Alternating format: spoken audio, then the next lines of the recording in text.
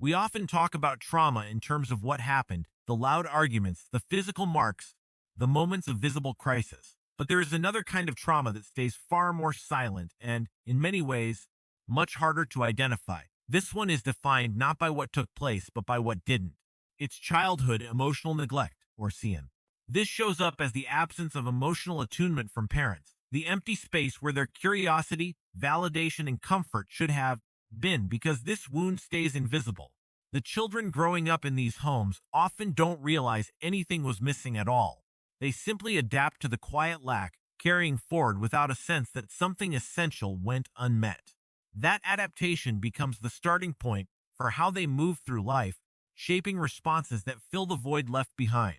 On the outside, those adaptations can look like solid personality traits or even habits worth praising.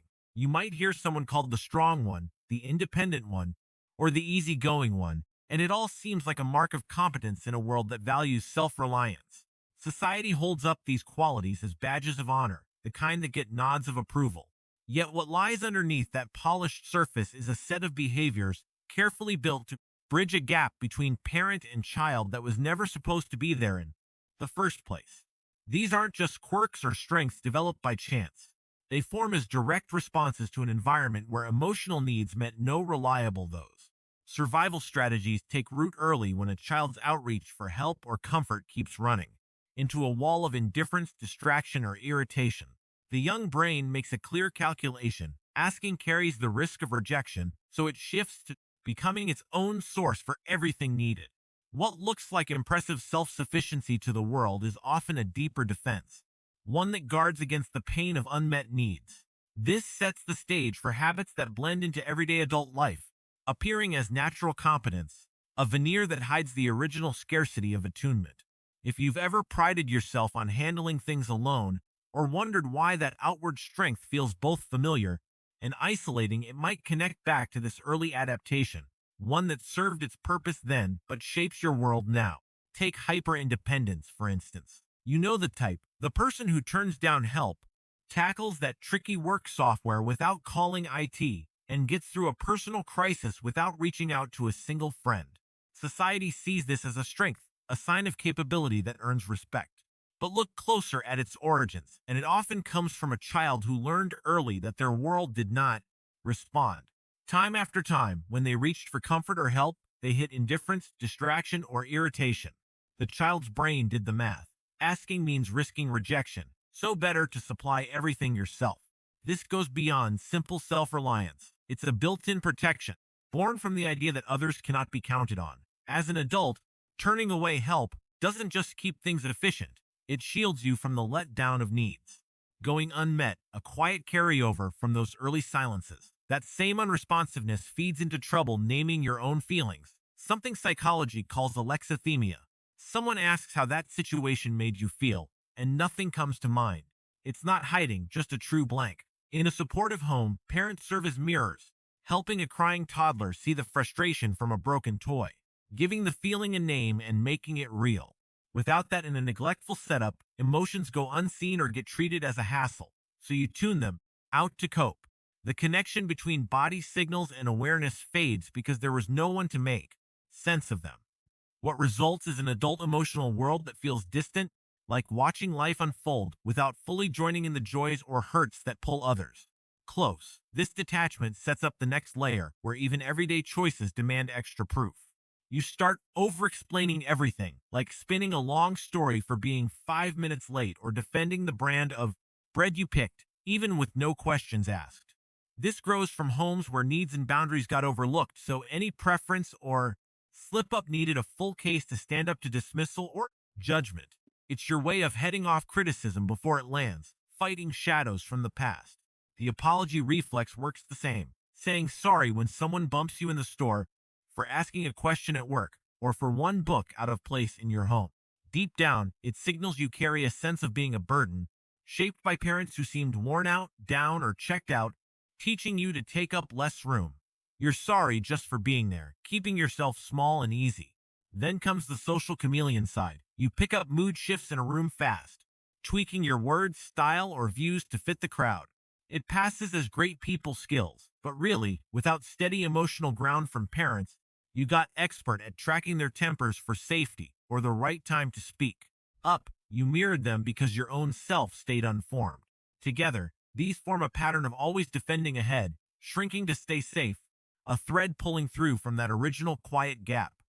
This pattern of self-protection extends to a constant inner questioning, what some call second-guessing every choice, no matter how small. You might wonder if you should buy that shirt, if you sounded stupid in an email, or if your friends actually like you or are just being polite.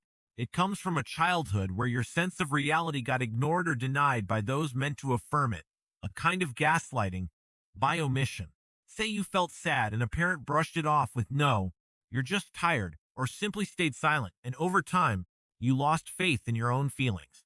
Without that steady voice to build trust in your judgment, you turn outward for clues on what's real, trapped in a loop of doubt and reassurance seeking that leaves your decisions feeling shaky.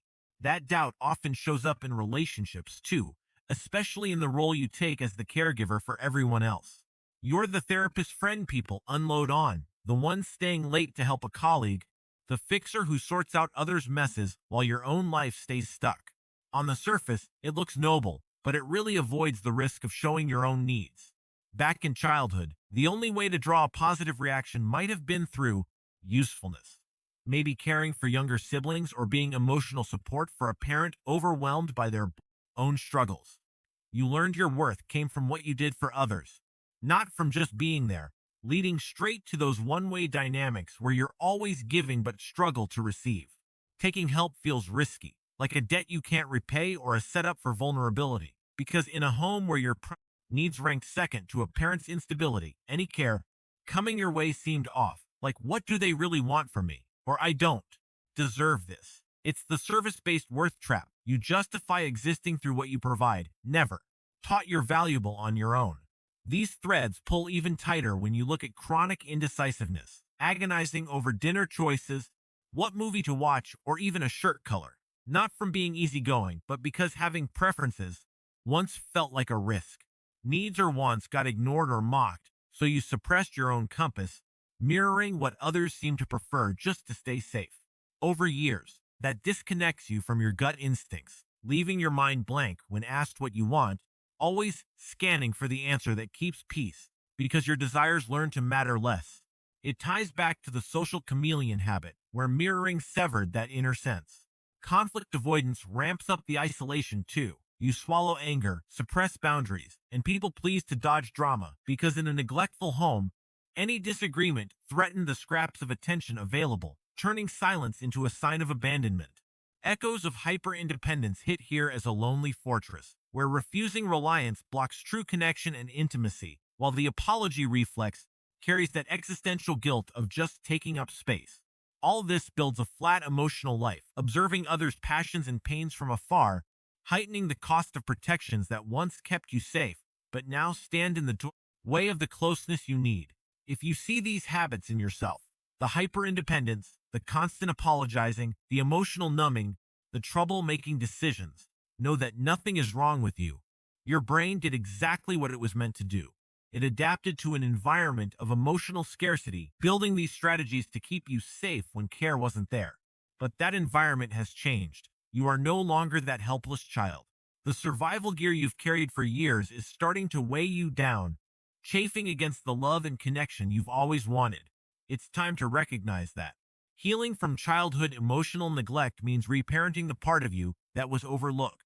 It begins with small steps, saying, I'd prefer the Italian place instead of you pick.